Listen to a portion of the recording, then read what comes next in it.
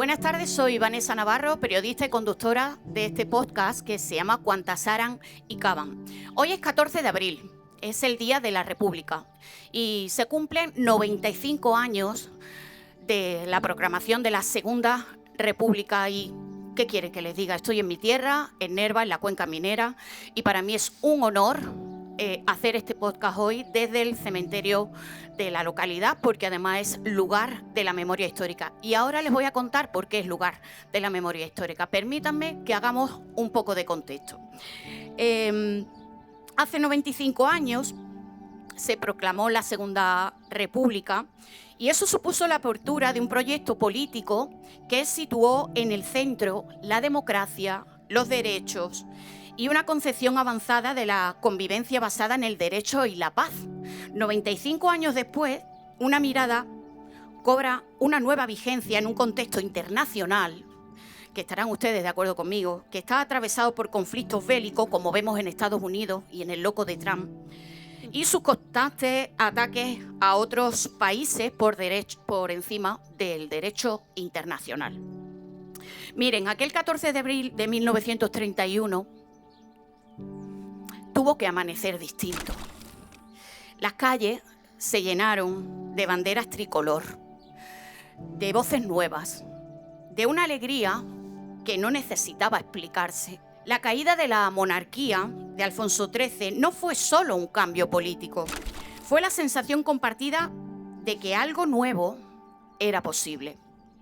La Segunda República llegó con palabras que hasta entonces parecían lejanas: educación, derechos, igualdad y dignidad. En la Cuenca Minera, esa esperanza no fue abstracta. Se hizo vida en las escuelas, en los sindicatos, en la conciencia de quienes durante generaciones habían habitado los márgenes. Para muchos mineros, para muchas familias, para muchas mujeres, la Segunda República fue la primera vez que el futuro parecía pertenecerles. Pero hay historias que no pueden contarse sin su sombra. Ya saben lo que pasa en 1936. Todo se rompe. Cuando estalla la Guerra Civil, en julio de 1936, la vida en la cuenca minera de Río Tinto cambia de forma radical, porque hasta ese momento, estarán de acuerdo conmigo, que nosotros hemos leído mucho de nuestra sociedad, era una sociedad profundamente obrera, muy organizada, con conciencia de clase y con una fuerte identidad colectiva ligada al trabajo de la mina. Pero el golpe militar rompió ese mundo. En cuestión de semanas, lo que era una comunidad con cierta estabilidad, aunque también, y lo sabemos, había conflictos laborales y también había desigualdades, en lo que era esa comunidad con cierta estabilidad se transforma en un espacio de miedo y de represión. Las familias mineras pasan de organizar huelgas o luchar por los derechos laborales a preocuparse por sobrevivir. La llegada de las tropas sublevadas no solo implica un cambio político, supone una ruptura total de la vida cotidiana. Hay detenciones, fusilamientos, persecución de sindicalistas y un clima constante de terror. Y aquí es donde aparece un elemento clave que a menudo, por lo que sea, ha sido olvidado o apartado: el papel de las mujeres. La tesis de nuestro historiador nervense Miguel Ángel Collado, que les recomiendo que lean detenidamente porque es una obra de investigación maravillosa, deja claro que aunque la sociedad minera giraba en torno al trabajo masculino, las mujeres eran esenciales en la vida cotidiana. Sin embargo, el papel de las mujeres no era reconocido como político ni como central, ¿no?, sino relegado al ámbito doméstico. Eran vistas como madres y cuidadoras, responsables del hogar y transmisoras de valores religiosos y familiares. Es decir, que eran imprescindibles, pero socialmente secundarias. La tesis de Collado muestra que las mujeres estaban sometidas a la vigilancia social constante, y esta tarde lo vamos a comprobar. Sufrían denuncias por comportamiento inmoral, sufrían la presión por ajustarse al modelo de mujer respetable, sufrían el rechazo a cualquier conducta independiente. No solo eran oprimidas económicamente, sino también moralmente. Y después, el silencio. Un silencio impuesto durante la dictadura de Francisco Franco. Un silencio que no era vacío, sino miedo. Un silencio aprendido en las casas, transmitido en voz baja, heredado como una forma de protección. Durante décadas, el 14 de abril dejó de celebrarse. Se convirtió en una fecha íntima, casi clandestina, sostenida en la memoria de quienes no podían olvidarla. Las historias quedaron fragmentadas en una fotografía escondida, en un nombre que no se pronunciaba, en una ausencia que nadie explicaba del todo. Mientras tanto, la tierra guardaba lo que las palabras no podían decir. En Nerva, en Río Tinto, en Berrocal, en Campillo, en tantos lugares de la cuenca minera, el silencio también era físico. Bajo el suelo, las fosas comunes seguían ahí, invisibles y presentes al mismo tiempo. Durante años fueron parte de un paisaje que todos conocían, pero que nadie señalaba. Era un silencio que pesaba, era un silencio que esperaba. Y sin embargo, ya lo saben ustedes, ningún silencio es eterno. Con el paso del tiempo, ese murmullo empezó a abrirse. Las investigaciones, las exhumaciones, las leyes como la de la Ley de Memoria Histórica y Democrática de Andalucía han permitido que lo que estuvo oculto durante décadas salga a la luz. Cada fosa abierta no es solo un hallazgo arqueológico, es una pregunta que encuentra respuesta, es un nombre que vuelve, es una historia que deja de susurrarse para poder ser contada. Y hoy tengo el honor y la responsabilidad de contar con mujeres que no han permitido que la historia de sus vidas quede en el olvido por más impedimentos, créanme, y tiempo detenido que se han encontrado en el camino. La historia de nuestra tierra está bien documentada y está bien contada. Lo que pasa es que siempre nos hemos centrado en los acontecimientos históricos y hemos dejado aparcado la historia de las familias. Y yo humildemente hoy le voy a dar voz y va a quedar grabado y va a ser difundido y va a quedar para siempre en los anales de la historia. Para mí, hoy de verdad es un honor que me acompañe Mari Moreno Rodríguez, que es la hija de Rocío Rodríguez Castilla. También me acompaña María del Carmen Lozano y Ani Lozano, sobrinas de Catalina Chávez Pacheco. Y me acompaña María Pozo, bisnieta de Cristóbal Roncero. Yo sé que estos nombres a lo mejor a ustedes no les suenan de momento, pero créanme que esta tarde se van a ir con cada una de estas historias atravesadas en vuestro corazón. Vamos a empezar con Mari, que te agradezco profundamente que hayas venido. ¿Tú me dejas que yo diga la edad que tú tienes? Hombre, Esta señora que me acompaña tiene 82 años y ha decidido hoy estar aquí para contarme su historia. Me emociona mucho, Mari, de verdad, tenerte eso es aquí, bueno, eso es tenerte bueno. aquí conmigo, Emocionarse es bueno. porque aunque tu madre se salvó, Mucho. pero la marcaron para siempre. Para siempre. Cuéntanos quién era tu madre. Mi madre era una chavalita, mi madre nació en el 19 y eso fue en el 36, así que tendría unos 17 años por ahí, tendría. Y entonces estaba sirviendo y de buena primera pues la cogieron y y hubo una manifestación no, venía alguien gordo. Y entonces ella, pues, como era una chavalilla, pues se puso delante, porque lo contaba ella, y le echaron una foto. Y claro, pues la cogieron, ¿Y qué le hicieron? la pelaron, y tenía aquí una medallita de la Reina de Los Ángeles, aquí chiquitita, y ahí en el Cerro Los Baños, que nos lo contaba ella, hacía así, le hicieron así, y dice que no se merecía llevar eso. Y le quitaron el trozo de ropa y todo. Pero mi madre le da por decir que se tenía que ir a trabajar, que ya estaba sirviendo en casa del alcalde, de Fortuoso, no me acuerdo el apellido ya, de Fortuoso.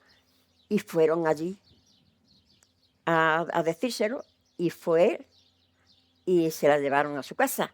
Y a todas la echaron fuera, pero a las 3 o 4 horas ya fueron a por las otras. Ella no fue, tuvo la suerte. ¿Y qué te contaba a ti tu madre? ¿Cómo recordaba ese momento? Ella lo recordaba con naturalidad ya. No nos quitaba nada de ni que temor ni nada. Pero sí que tenía temor porque mis hermanos estaban en el colegio y un día vinieron los dos, y venían cantando el Carazón, y a mi madre le dijeron: ay, Rocito, qué bien tus niños. Mi madre, ya ves, lo que fue corriendo por ellos, los metió dentro de la casa, ya ves que pensaba que le iban a hacer.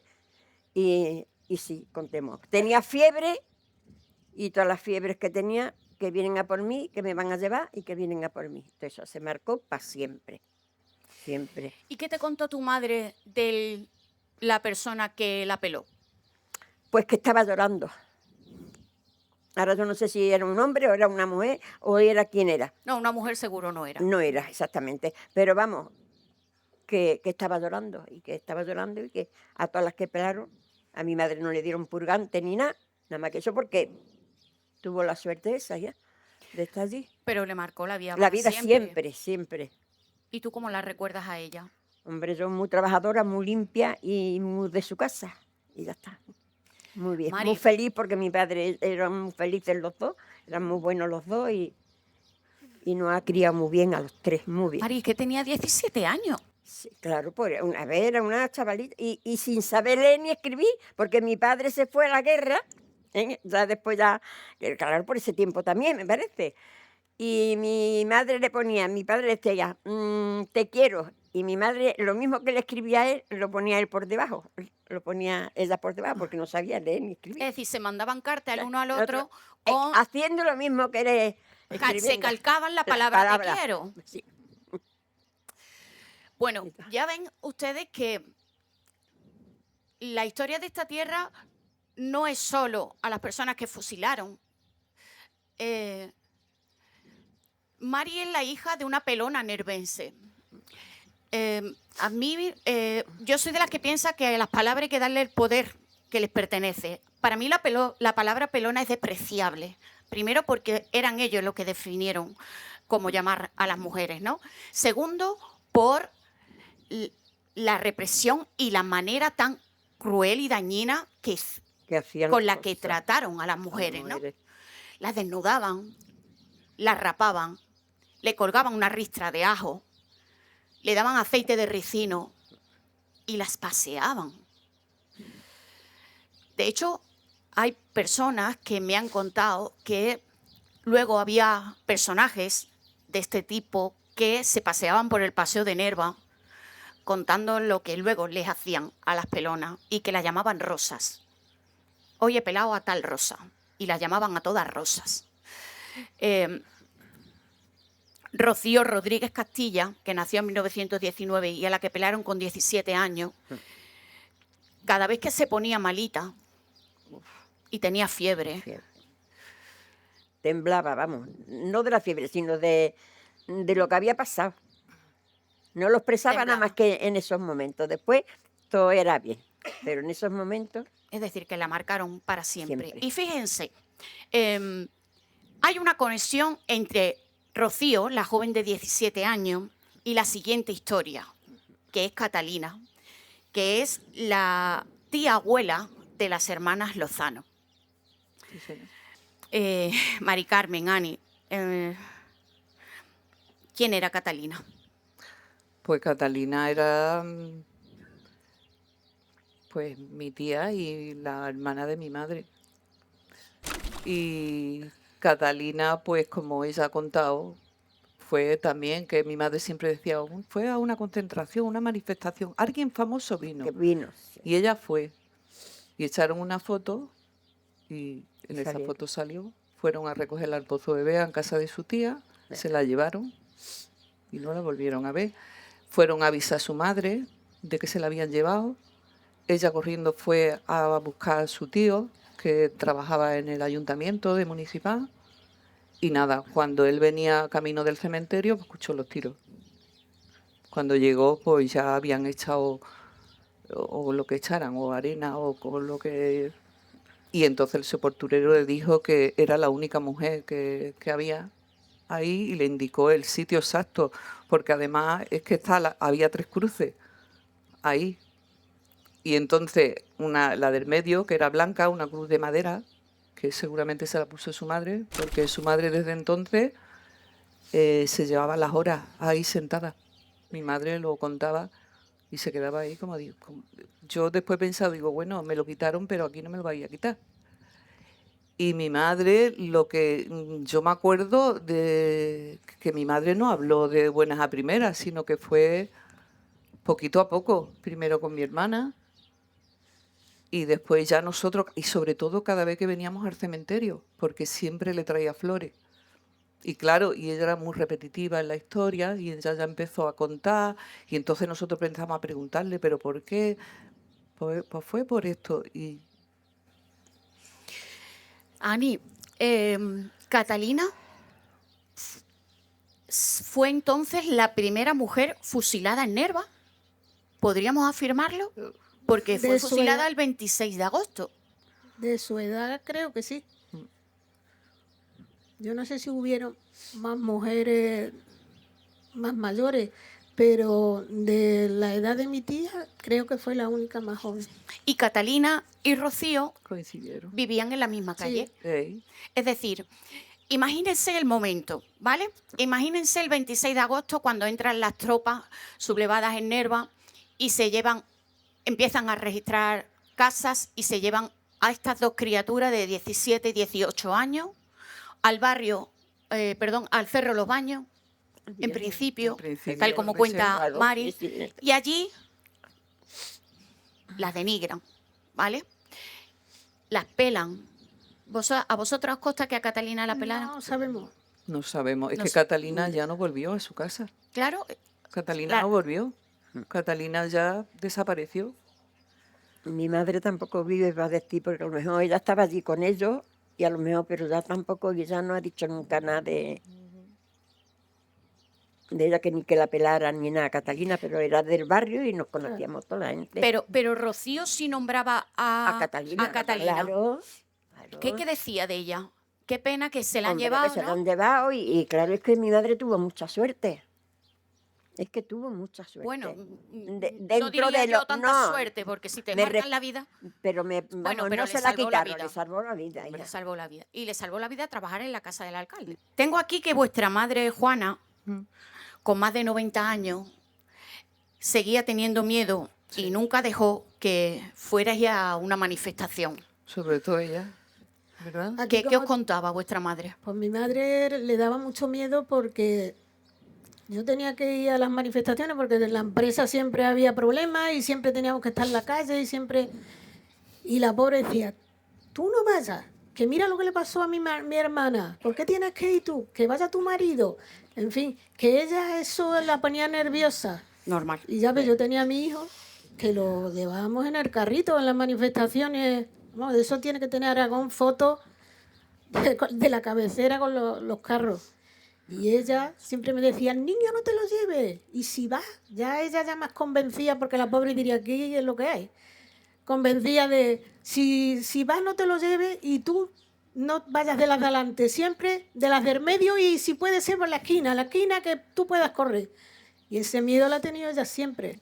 Miren, quiero hacer una mención especial en esta historia a María Claus. María Claus era una compañera fotoperiodista que falleció junto con su marido en el accidente de Adamuz. Y María también hizo un excelente trabajo por la lucha y la memoria histórica.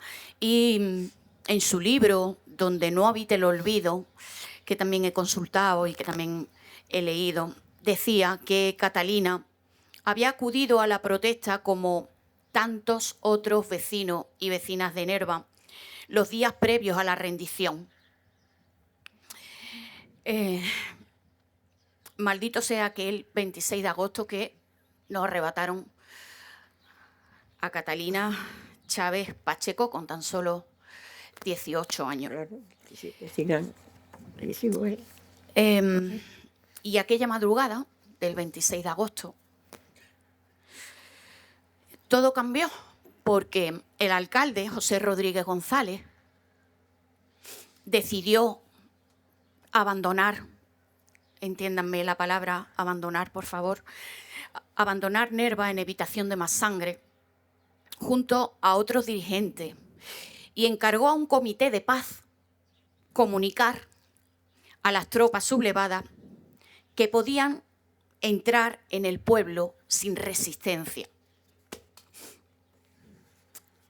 El alcalde, el último alcalde republicano que ha tenido esta tierra, debía garantizar la vida de quienes se quedaban. Y por eso mandó a que se ondeara la bandera blanca. Miren, ese comité de paz, ese comunicado de rendición,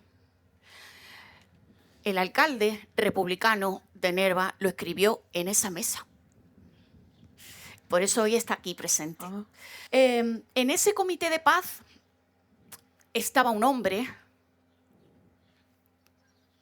que yo, después de todo lo leído, lo hablado y lo analizado, lo voy a llamar el médico de los mineros. En ese comité de paz estaba Cristóbal Roncero y hoy está aquí su bisnieta. Está aquí María Pozo. María Pozo es un ejemplo de lo que significa la lucha incansable de una nieta por la reparación de su bisabuelo asesinado. Miren, tengo que reconocer, y aprovecho este momento para agradecerle a Pineda y a Cerrato el compromiso que han adquirido conmigo para preparar este podcast. No veo a Cerrato, pero mi agradecimiento nuevamente por todo. Mire, tengo que reconocer que cuando Cerrato me contó, Vanessa, te voy a contar esto porque creo que te puede interesar, porque creo que te puede interesar, ¿no? Y me dijo, se ha venido a vivir a Nerva la bisnieta de Cristóbal Roncero. Y yo tengo que reconocer que a mí un escalofrío me recorrió el cuerpo. Porque una lleva muchos años ya contando historia. Y sabía que detrás de esta historia había una gran mujer. Y para mí es un honor, María, que hayas decidido acompañarme hoy. Gracias, de verdad, por estar aquí. Espero que la emoción no nos pueda a las dos. Vamos a empezar por contarle a la gente y a los vecinos y vecinas que nos acompañan, porque hace 8 años tu madre recibió una llamada que os tambaleó y cambió el rumbo de tu vida para siempre. ¿Quieres compartirlo con nosotras? Recibió una llamada de teléfono en casa de un vecino nervense que había sabido por parte de su padre, que era una persona ya muy mayor y enferma, exactamente cuál fue el último minuto de vida de mi bisabuelo. Un vecino de Nerva en ese momento pasaba con su coche por la carretera Camino de Valverde y a la entrada de Valverde había visto a mi bisabuelo esposado, sentado en una piedra, custodiado por una pareja de la Guardia Civil. Y ese es el último instante de su vida. Por ponerles en contexto, ya habíamos dicho que Nerva se había rendido, ¿vale? Ondeaba la bandera blanca desde las 12 de la mañana de aquel 25 de agosto del 36. El alcalde José Manuel Rodríguez, que había amparado en los calabozos a muchos vecinos y vecinas de este pueblo para evitar su fusilamiento, aquí hemos visto un ejemplo, salvó a Rocío. El alcalde preparó un comunicado ante ese comité de paz en el que se encontraba el bisabuelo de María, porque era el director del hospital municipal. Estaban también en ese comité de paz Antonio Fernández Ortiz, que era el director de la Cruz Roja, y Francisco Macarro, que era el presidente del comité de abasto. Ellos tres, esas tres personas, fueron los que llevaron el comunicado que se escribió en esa mesa a Berrocal para informar de que Nerva se había rendido. Sabemos, María, que su asesinato se produce un año después, en agosto del 37, en un momento en el que la represión vuelve a intensificarse en la cuenca minera tras las órdenes de Queipo de Llano. Cuéntanos, porfa, cómo se produce su detención y qué os ha llegado a tu familia sobre ese último momento de tu bisabuelo. Lo que yo sé del día de su detención, de la noche de su detención, es lo que contaba mi abuela. En la noche del 13 al 14 de agosto del 37, él está en casa, está con su mujer, mi bisabuela, y con mi abuela, que era su única hija. Están descansando y llaman a la puerta. Mi bisabuela es la que abre la puerta. Es una pareja de la Guardia Civil. Uno de los dos guardias civiles que está en la puerta es el padre de un niño enfermo que era paciente de mi bisabuelo. Entonces ella cree desde el principio que vienen a buscarle para atender al niño. Ella le pregunta, ¿está el niño bien? ¿Pasa algo? Y él le dice, dígale a don Cristóbal que salga. Y entonces ella va a buscar a mi bisabuelo, que sale sin las gafas. Entonces él pues pregunta si puede volver a entrar a casa para recoger las gafas. Le dicen que no las va a necesitar y se lo llevan. Entonces, en el momento en que se lo están llevando en ese contexto, mi bisabuela comprende que no se lo llevan a atender a ningún enfermo. Y es la última vez que se le ve con vida. El 6 de agosto del 37, Queipo de Llano firmó un bando de guerra en el que se declaraba el norte de la provincia zona de guerra para combatir las activas guerrillas formadas en las serranías onubenses. Nada más firmarse ese bando, en Valverde del Camino, por ejemplo, los 20 encarcelados y algunos más fueron llevados inmediatamente a Beas y fueron fusilados. Esto que les cito textualmente pertenece a un artículo maravilloso que ha escrito Juan Carlos León Blázquez en Huelva Información, que les pido también que lo busquen porque cuenta muy bien lo que ocurrió aquel día. Vamos a contarle a la gente quién era el doctor Roncero, porque es que era un polímata, era un erudito. Yo te hago un resumen y ahora tú me dices quién era no solo el médico, sino tu bisabuelo, ¿vale? Miren, el doctor Roncero dedicó su vida a cuidar a los demás. Según los testimonios, era profundamente humano, es decir, era un humanista de la época, ¿no? Que se había volcado en su labor sanitaria en ayudar a la gente sin distinción alguna. Piensen en el contexto en el que nos encontramos, ¿verdad? Miren, fue pionero en introducir los aparatos más sofisticados del momento aquí, en nuestra tierra. Creó una mutua médica sindical para que los mineros no tuvieran que depender de la Rio Tinto Company Limited. Y se implicó en la asistencia a los obreros. Su última obra fue el Hospital Municipal, cuyo modelo tenía pensado reproducir en otros pueblos próximos.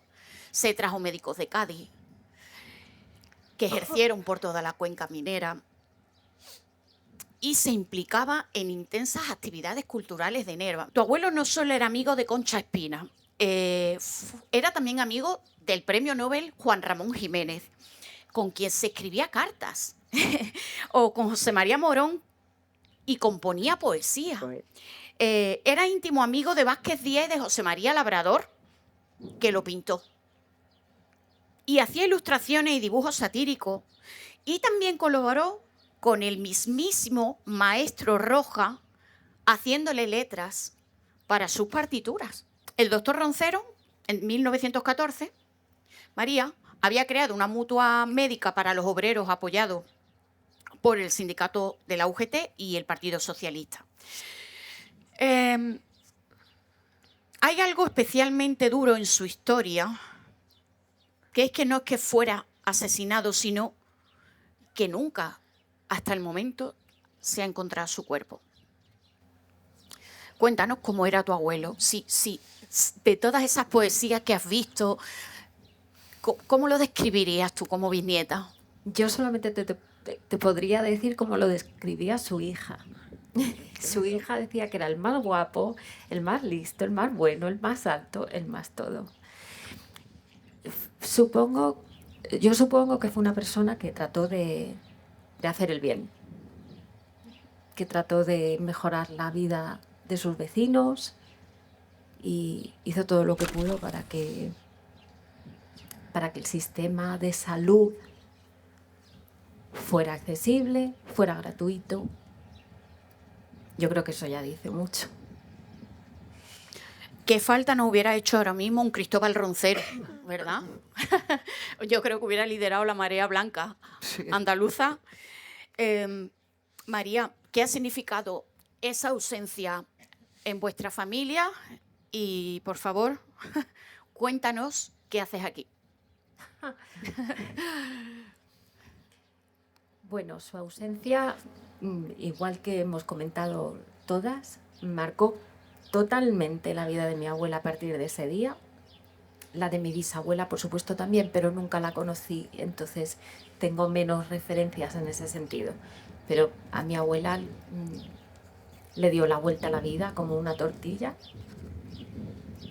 Y no, bueno, es que sería muy difícil explicarte cuánto le dio la vuelta a la vida. Y yo creo que eso la marcó, ha marcado a todos sus hijos, ha marcado incluso a sus nietos, a mí también, aunque no sé muy bien cómo ni por qué, porque yo no lo he vivido, a mí me ha llegado después de muchos años. Pero es que cuando hablamos de estas víctimas hablamos de muchísima transmisión transgeneracional. Hablamos de muchas personas, muchos años después, cargando todavía con un silencio, un miedo, una pena que no sabes localizar, que no sabes de... La llevas y no sabes por qué la llevas, no sabes de quién es. Y yo no sé muy bien qué estoy haciendo aquí. ¿Lo dices tú o lo digo yo? Como tú prefieras. Yo creo que estoy tratando de encontrar algo, de sentir algo, de ver algo, de vivir algo, pero no sé qué es. Sí, pero, no sé qué es. Pero María, no os pases de puntilla, que es muy importante. Miren ustedes, esta señora que está aquí sentada, Señorita. ¿Saben ustedes lo que significa dejarlo todo? ¿Lo saben? ¿Ustedes alguna vez han dejado todo por algo? Pues este es el ejemplo. Es decir, si ustedes buscan en la RAE dejarlo todo, aparece María Pozo. ¿Por qué? Porque voy a resumirlo muy rápidamente. María es médica. Trabaja en un hospital de Madrid. Se fue a Boston. A Londres. A Londres. Ya le cambié el destino. Se fue a Londres. Y en Londres ocurrió esa llamada que hemos empezado al principio, en la que un vecino de Nerva llama a su madre y le dice: mi hijo o mi padre vio a su padre con vida, a su abuelo con vida en camino de Valverde del Camino. Y esta señora lo ha dejado todo, se ha alquilado una casita en Nerva y vive justo enfrente de donde vivía su abuelo Cristóbal Roncero. Y ella no va a parar, y ella no va a parar, y yo la pienso acompañar hasta que encuentre los restos de su abuelo, que son solo un ejemplo de muchas historias. Ustedes me van a perdonar que yo no haya podido darles voz a todas las personas familiares que se han puesto en contacto conmigo gracias a Cerrato y gracias a Pineda y gracias a otros contactos que me han llamado y me han dicho: Vanessa, yo tengo una historia que contarte, porque hubiéramos estado aquí, hubiera necesitado un podcast de 24 horas, desgraciadamente, ¿no?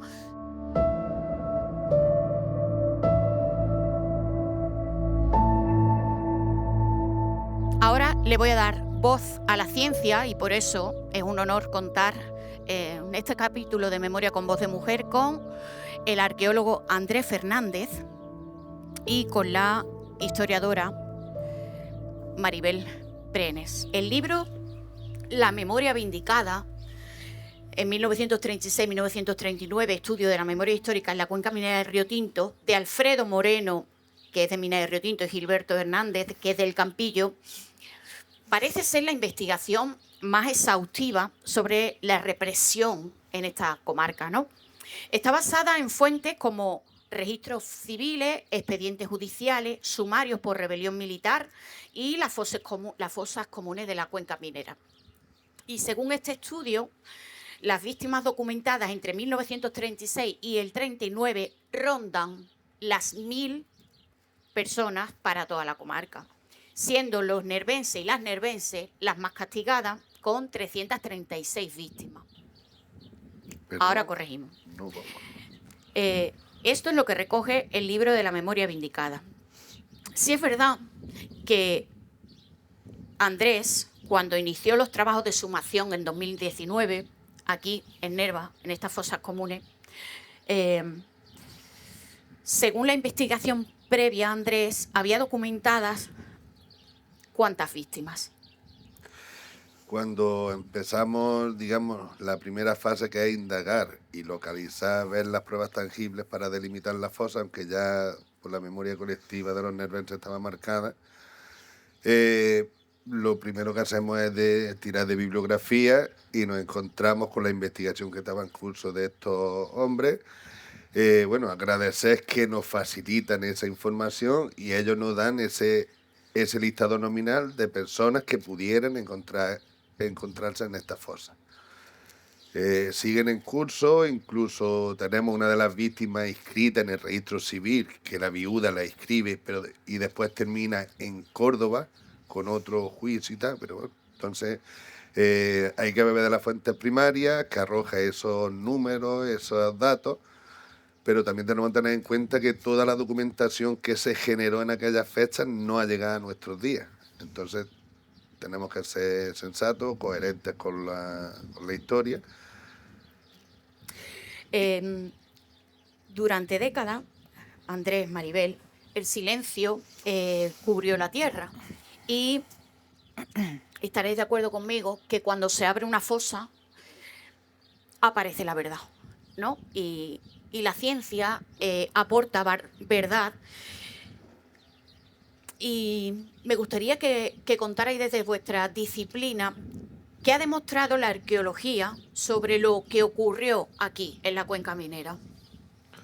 Bueno, pues la arqueología, como bien dice, la tierra habla.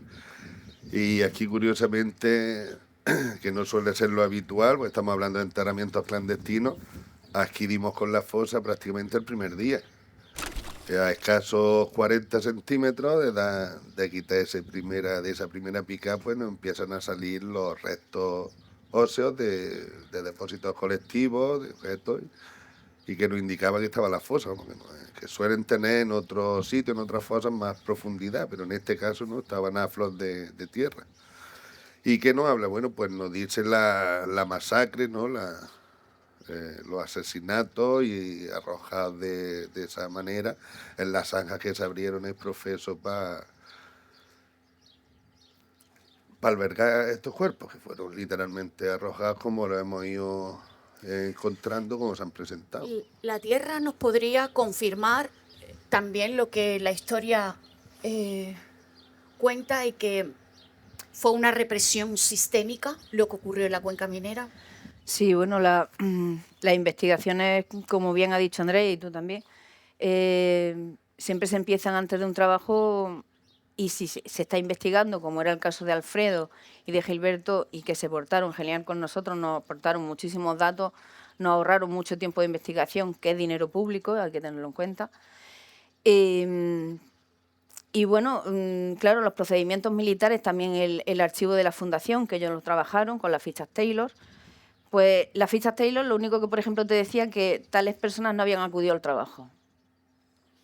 Eso puede ser que haya muerto, que se haya marchado, no se puede dar por muerto directamente, pero los procedimientos militares, evidentemente, a las personas que se le aplicó el bando de guerra, que es el asesinato en los primeros meses, esas personas no pasan por juicio.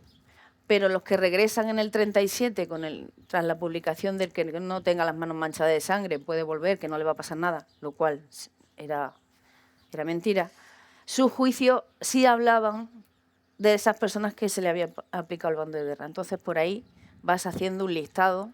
Y, pues, ¿qué hizo usted el 26 de julio o el 18 de julio? Pues yo estaba con fulanito, menganito, a los que se le ha aplicado el bando de guerra, el que desapareció, y entonces eso te va conformando un listado, pero evidentemente hasta que, como bien ha dicho Andrés, la tierra es la que habla, y la tierra es la que te certifica si los que tú estás buscando están aquí, o han sido trasladados, o se han ido al monte y han muerto mucha gente por los montes, o están en otros cementerios directamente. Maribel, a mí me gustaría que explicaras qué son las fichas Taylor. Bueno, fichas Taylor es porque la persona que las conformó era Mr. Taylor, o sea, que era su nombre. ¿Y quién era Mr. Taylor? Era digamos, como el jefe de personal de la mina. Entonces esas fichas lo que engloban es una radiografía del trabajador que tiene, su nombre, apellido, si han ido al médico, si han estado enfermos, sus bajas, si han tenido altercados con las fuerzas del orden, si han sido castigados, o sea, una radiografía completa, si están casados, si no, o sea, todo. Y esa ficha, pues claro, en un momento determinado te dicen, pues, fulanito de tal, a partir de esta fecha no acudió al trabajo. Fíjense, los primeros 4 o 5 días, aquí en Nerva y en la cuenca minera, casi hubo 80 asesinatos. Andrés, ¿cómo se ve esa violencia en la tierra? Bueno, pues las causas de la muerte, cuando son impacto proyectil, que hemos recuperado tanto de fusil como de arma corta, y después cantidad de fracturas, como se le llama, ¿no? Perimortas, alrededor de la muerte, pues fracturas en los brazos, piernas, pues bueno, pues indica que no solamente los fusilaban, sino que también pues fueron golpeados y torturados en ese entorno de la muerte. Y no había ningún ritual, es decir... No, la forma de proceder era abrir una zanja, abrir un hoyo en el suelo, venir, fusilar, o incluso hay marcas en las verjas de que fusilaban a la entrada del cementerio, o en algunos casos no descartamos que fueran fusilados a pie de fosa por la disposición en la que nos encontramos varios cuerpos, vamos, los que encontramos entremezclados, muy entremezclados. Es muy difícil, seguro que no hay nadie en el público que no tenga una historia familiar de un vecino, una vecina que sufriera la represión, ¿no? Andrés, Maribel, ¿podríamos hablar de ensañamiento en los resultados de las exhumaciones? En varios cuerpos sí hemos visto las pruebas tangibles de ensañamiento. ¿Y qué significa ese ensañamiento? Bueno, pues el ensañamiento, digamos, cuando viene, digamos, no hay un control a la hora de enterrarte, no solamente que te asesino, que te quite la vida, sino ese maltrato a la hora de enterrarte, de arrojarte boca abajo con las connotaciones que tiene el estar enterrado boca abajo.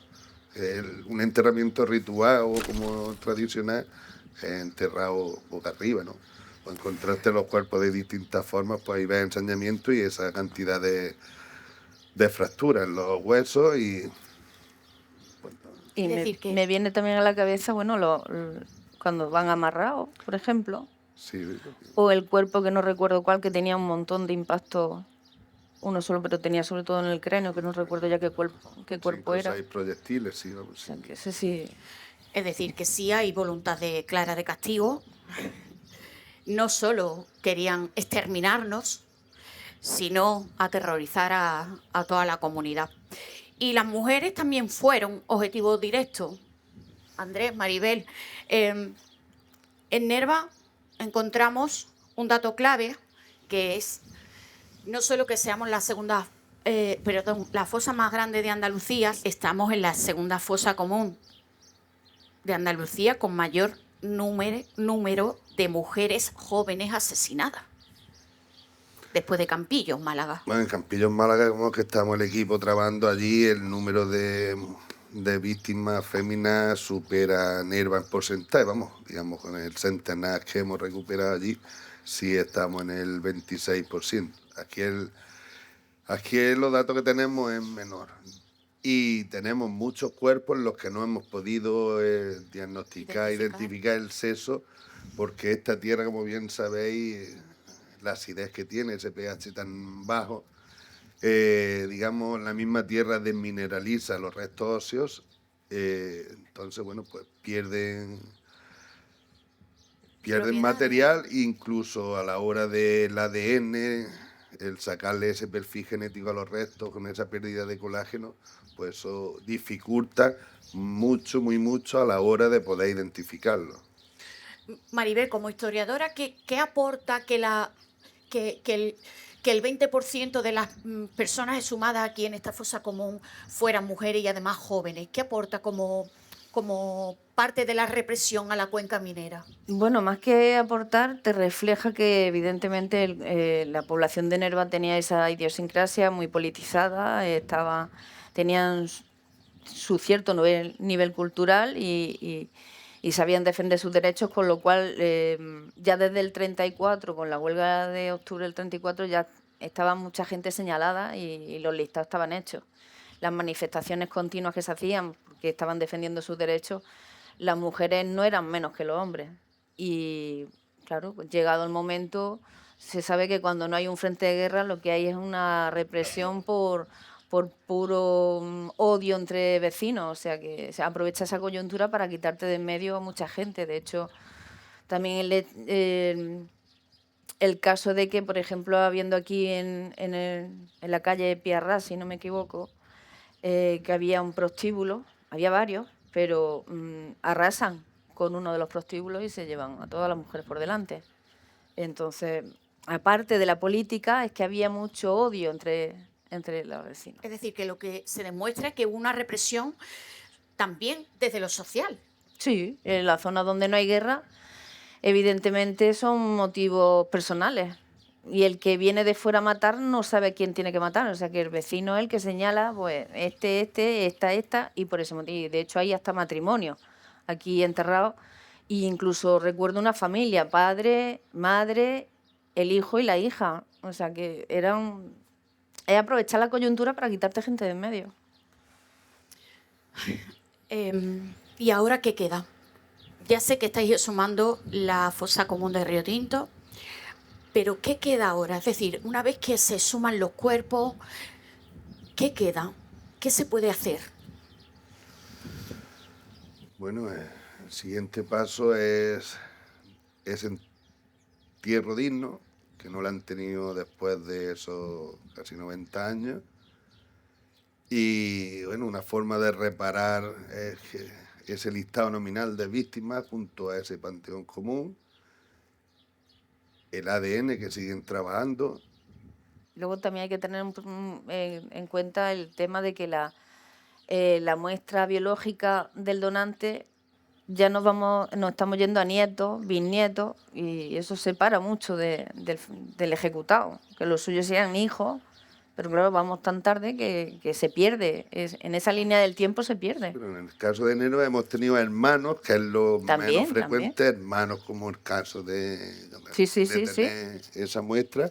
Otra señora que fuimos a Calaña que también tiene otro hermano y otro desaparecido que posiblemente esté en ese listado, pero no hay documentación que acredite que estuviera aquí. Y sí podríamos adelantar con los datos que tenemos que se empezó a fusilar, corroborando el testimonio de Masme, de que se empieza donde pusieron las cruz. Entonces la parte norte, digamos, fue donde se empezaron a arrojar las fosas, y después esta que tenemos a nuestra espalda fue ya la última fecha. ¿Cómo nosotros que no sabemos de arqueología, cómo identificasteis a Catalina? ¿Cómo se identifican a las mujeres? ¿Por qué sabéis que son mujeres? No, cuando vamos, los restos, tiene las características óseas de la cadera, el cráneo, eso pues identifican el sexo. Digamos que antropológicamente pues hay patrones muy claros en los que te indican, sobre todo la cadera, ¿no? Las pelvis en las mujeres pues bueno, se desarrollan para el parto y tienen unas medidas y unos ángulos distintos a los varones. Vale, ahora voy a hacer una reflexión y también es una reflexión que les traslado para quien le compete que me la resuelva. ¿Cuándo terminaron las exhumaciones en Nerva? Empezaron en 2019 y terminaron el 23. En el 23, en el año 23. Estamos en el 26, ¿verdad? Bueno, pues en esta habitación que está aquí, a la izquierda, hay 266 cajitas con los restos de las 266 personas fusiladas en estas fosas comunes. Pregunto, ¿y ahora qué? Lanzo la pregunta al aire porque yo sé que ahora vamos a coger el micro, pero Bueno, ¿y ahora qué? ¿Qué toca? como he Enterrarla. dicho antes, vamos a darle Enterrarla dignamente. esa reinhumación, ese entierro digno que no han tenido nunca. Enterrarlas dignamente y que esta tierra conozca su historia, Claro. cuanto menos, ¿no? Bueno, la tierra ha hablado y lo que cuenta es el intento de borrar, de exterminar una cuenca minera y también a sus mujeres. Hablar de memoria histórica no es solo recuperar hechos, es comprender los silencios que los rodearon, porque lo que no se dijo durante décadas también forma parte de la historia. El silencio forma parte de la historia. Y hoy ese silencio ya no es el mismo, se ha transformado en pregunta, en investigación, en debate público, pero su huella persiste. A continuación le vamos a dar la palabra al público que nos acompaña. Ya saben ustedes que estamos en un lugar de memoria histórica y que nos acompaña público. Ya saben que en Cuantas Aranicabas nos gusta grabar el programa en directo y que nos acompañen vecinos y vecinas. Voy a ir a saludar a Paqui Rodríguez. Paqui, buenas tardes. Hola, buenas tardes. Gracias por venir. De nada. Miren, Paqui es nieta de un minero sindicalista del Pozo Bebé. Del Pozo Bebé. Se llamaba Francisco Vázquez Granado. Pues y yo sí. quiero que compartas con nosotros su historia. Pues la historia de mi abuelo es más o menos lo que hemos escuchado antes. Una noche del 9 de octubre del 36, pues llegaron allí a su casa, llamaron a la puerta igual y sin explicación ninguna, pues también se llevaron a mi abuelo. Y cuando fue la familia, de esa noche, pues esa misma noche lo fusilaron. Después ya todo silencio, que era un hombre que luchaba, era sindicalista de UGT, igual que yo. Y bueno, me pongo muy nerviosa porque esa noche, cuando llegaron, pues registraron toda la casa y a mi abuelo, claro, el hombre no se había pensado y le encontraron pues el carnet del sindicato y ya está, toda la familia. Mi abuela ya, la pobre, pues tuvo que criar a sus hijos como pudo y nada, y eso siempre pues yo lo escuchaba en mi casa, siempre en silencio, tampoco es que había mucha información. El 9 de octubre del 36. Ujú. Tendría 32, Tu abuela 32 años. y tu madre Mi madre murieron tenía- sin saber saber. dónde están los restos de su marido y de su padre. Claro. no hay derecho. Mi abuela siempre me lo contaba. Y yo siempre soy luchadora también, siempre le decía a mi abuela, pues yo tengo que recuperar los restos del abuelo. Bueno, y aquí estoy. Yo estoy en la lucha, pero bueno, a ver si algún día, antes de que yo me vaya, pues puedo recuperar los restos de mi abuelo, que mira, ahí está, ahí tengo el nicho que es de propiedad, en que está mi abuela y su hijo, y ahí está, esperando que él pueda estar ahí con ellos. ¿Y no te vas a rendir nunca? No. Y yo te lo agradezco mucho. Aquí estoy. Gracias por venir, Paqui. Venga, estoy ya muy emocionada. Venga, muchas gracias. Vamos a darle un aplauso, por favor. Pues mi abuelo era militante de la CNT. Cuando se van acercando los militares a Nerva, pues entre los compañeros se corre ya la noticia y decide varios grupos, pero el de mi abuelo está compuesto por aproximadamente una docena de compañeros que deciden irse a las cercanías de Nerva, a un lugar donde finalmente los fusilaron a todos, que se llama Manchalonso. Se van antes de que lleguen los militares a Nerva y algunas mujeres, entre ellas mi abuela y su comadre, que era la madre de Floreal, que algunas personas de Nerva lo conocerán, un hombre que trabajó muchos años en la CNS, pues salían por las tardes con una panera llena supuestamente de ropa para lavar en las riberas cercanas y tal, y los maridos salían a su encuentro para estar un rato con ellas y ellas les llevaban un poco de comida. Cuando llega el momento de que los descubren, pues los matan en la madrugada del 28 de octubre de 1936, a mi abuelo y 12 o 14 compañeros más. La noticia llega a Nerva y muchas veces a lo largo de mi vida me he imaginado cómo sería el momento en el que primero cuando se va y deja a una mujer, 4 hijos, el pequeño de 2 meses aproximadamente, que se muere a los pocos meses de que maten a su padre. A partir de ese momento, mi abuela y su comadre, la madre de Floreal y algunas compañeras, salen todas las tardes al campo a buscar el sitio donde estaban los restos de sus maridos, que ellas no lo sabían, eran ellos los que le salían al encuentro. Así, un mes y otro mes y otro mes, hasta que ya cuando había pasado bastante tiempo, un hombre del campo, que tenía su huerto o por allí cerca, las llama, porque las veía frecuentemente acercarse al sitio, y les dice que si le prometen que no van a decir quién se lo ha dicho, él las va a llevar al sitio.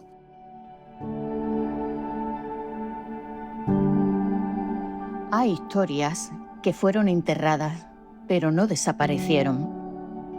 Permanecieron en el miedo, en el silencio, en las voces que nunca pudieron hablar. Hoy, esas voces regresan en cada nombre recuperado, en cada fosa abierta, en cada mujer que recuerda, porque la memoria no es pasado, es justicia y también es futuro.